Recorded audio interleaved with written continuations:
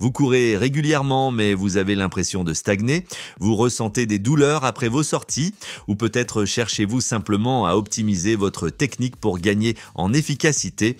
L'amélioration de votre foulée pourrait bien être la solution. Une bonne mécanique de course ne s'improvise pas, mais elle peut transformer radicalement votre expérience du running.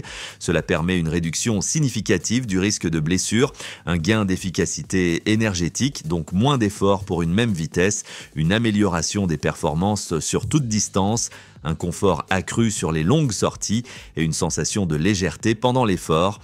En tant que coach et ancien marathonien, j'ai accompagné des centaines de coureurs dans cette transformation. Voici tout ce que vous devez savoir pour optimiser votre technique de course pas à pas. Alors, qu'est-ce qu'une foulée en course à pied? La foulée représente l'ensemble du cycle de mouvement que réalise votre jambe pendant la course. Elle comprend deux phases essentielles. La phase d'appui, c'est le moment où votre pied est en contact avec le sol, environ 40% du temps total de la foulée. Et la phase aérienne, quand votre pied ne touche plus le sol, chaque foulée mobilise pratiquement tous les muscles de votre corps, pas uniquement vos jambes. Une foulée efficace implique une coordination parfaite entre votre posture, vos appuis au sol et le mouvement de vos bras. La longueur de votre foulée varie naturellement selon plusieurs facteurs: votre morphologie, votre vitesse de course, le type de terrain, votre niveau d'expérience et votre état de fatigue. Passons maintenant au type de foulée. Comprendre votre type de foulée actuel est la première étape vers son amélioration. Selon l'appui latéral, on distingue trois grands types: la foulée pronatrice, où le pied roule vers l'intérieur à l'impact, ce qui peut entraîner des tensions au niveau des genoux et une usure des chaussures côté interne. La foulée neutre, où l'appui est équilibré sur tout le pied, permettant une répartition harmonieuse des forces, et la foulée supinatrice, où le pied roule vers l'extérieur, ce qui peut réduire la stabilité et provoquer des tensions au niveau de la voûte plantaire. Selon la zone d'impact maintenant, il y a l'attaque talon, où le talon touche le sol en premier. C'est courant chez les coureurs de marathon, favorisés par les chaussures à drop élevé, mais cela augmente le temps de contact au sol. L'attaque médio-pied, où la partie médiane du pied touche le sol en premier. Elle favorise un cycle plus dynamique, réduit généralement les impacts sur les articulations et sollicite davantage les muscles stabilisateurs. Et enfin, l'attaque avant-pied, où l'avant du pied touche le sol en premier. C'est fréquent chez les sprinteurs ou en trail. Cela sollicite fortement les mollets et favorise une foulée rebondissante. Aucune foulée n'est intrinsèquement mauvaise. Votre foulée naturelle dépend de votre anatomie, de votre historique sportif et de vos habitudes. L'objectif est d'avoir une foulée plus efficace. On la mesure principalement par la quantité d'énergie nécessaire pour maintenir une vitesse donnée, la capacité à limiter les impacts traumatiques sur vos articulations et la fluidité du mouvement global. Une foulée efficace, ce n'est pas forcément celle qui vous permet de courir le plus vite sur 100 mètres, mais celle qui vous permet de tenir la distance sans vous épuiser ni vous blesser. Les caractéristiques d'une foulée efficace: un temps de contact au sol réduit, une cadence adaptée, généralement entre 170 et 190 pas par minute, une propulsion majoritairement horizontale, un alignement optimal du corps et une absorption des chocs par les muscles et non par les articulations. Mais alors, comment améliorer sa foulée progressivement? L'amélioration de la foulée est un processus graduel qui demande patience et cohérence. Il faut éviter les changements radicaux qui pourraient solliciter des groupes musculaires non préparés. Voici une approche structurée. D'abord, analysez votre foulée actuelle. Faites-vous filmer en course, de profil et de dos. Observez l'usure de vos chaussures de running. Notez vos zones habituelles de tension ou de douleur. Ensuite, intégrez progressivement les exercices techniques. Commencez par 5 à 10 minutes d'exercice par séance et augmentez graduellement sur 8 à 12 semaines. Il faut accepter une légère baisse de performance pendant cette phase, puis créer des automatismes. Travaillez d'abord la technique à basse intensité, puis augmentez progressivement la vitesse tout en maintenant la qualité du geste. Intégrez des rappels techniques dans vos entraînements habituels. Modifier sa foulée exige temps et persévérance. Les adaptations neuromusculaires nécessitent généralement 2 à 3 mois avant de devenir naturelles. Travailler sa posture est aussi essentiel. Une bonne posture constitue la base d'une foulée efficace. Il faut un alignement vertical Oreilles, épaules, hanches et chevilles doivent former une ligne presque verticale, une légère inclinaison vers l'avant depuis les chevilles, le regard à l'horizontale fixé à 10 à 15 mètres devant vous. Les épaules doivent être basses et relâchées. Et le bassin neutre, ni basculé vers l'avant ni vers l'arrière.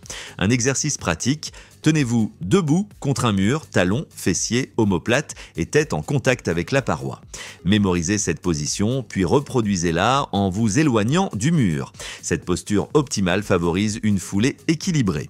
Le renforcement musculaire est indispensable.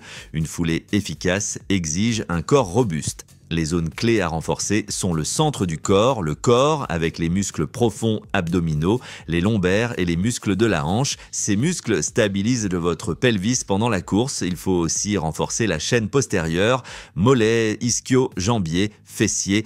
Ces muscles assurent la propulsion et absorbent les chocs. Les exercices recommandés sont gainage frontal et latéral, 3 séries de 30 à 60 secondes, pont fessier, 3 séries de 15 à 20 répétitions, fentes avant et latérales, 3 séries de 10 par jambe et montée sur pointe pour les mollets.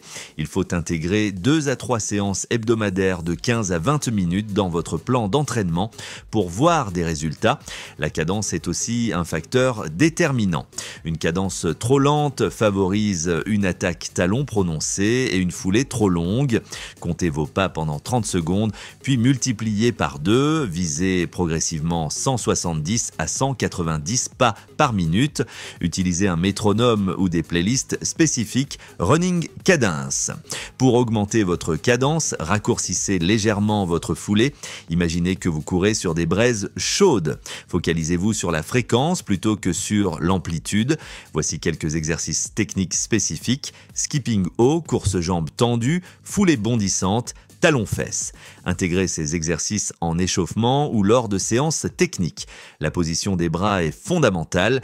Il contrebalance le mouvement des jambes et améliore l'efficacité.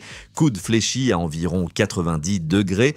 Mouvement d'avant en arrière sans traverser l'axe médian. Mains relâchées. Épaules détendues. Le rythme des bras dicte souvent celui des jambes. Pour accélérer, augmenter la fréquence du mouvement des bras. Les erreurs fréquentes, poings serrés, bras qui traversent l'axe du corps, coudes trop écartés. Les chaussures influencent aussi votre foulée.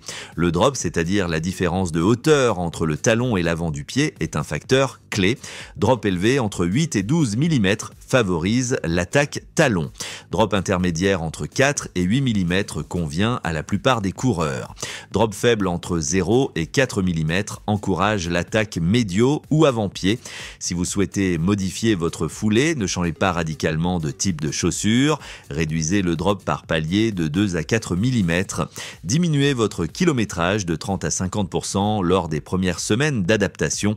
Pour une attaque médio-pied sur route, un drop modéré entre 4 et 6 mm est un bon compromis. En trail, la foulée doit être plus adaptative. L'attaque du pied variera selon le terrain, souvent médio ou avant-pied dans les descentes techniques ou les sections rocailleuses. Voici maintenant une séance complète à intégrer une fois par semaine. Échauffement de 10 minutes, marche dynamique 3 minutes, course lente 5 minutes, mobilité articulaire 2 minutes, puis éducatif technique pendant 15 minutes, marche haute, course sur place, course légère en atterrissant silencieusement, rebond sur place, course avec changement de cadence, application en course pendant 15 minutes, alterner 1 minute en appliquant les principes techniques et 1 minute de course normale. Répétez 7 à 8 fois, enfin un retour au calme de 5 minutes, marche détendue, étirement léger. Cette séance peut sembler simple, mais pratiquée régulièrement, elle transformera votre foulée en créant de nouveaux automatismes neuromusculaires. Pour les coureurs préparant un marathon, ces adaptations techniques doivent être intégrées en début de cycle avant la phase d'augmentation du volume kilométrique.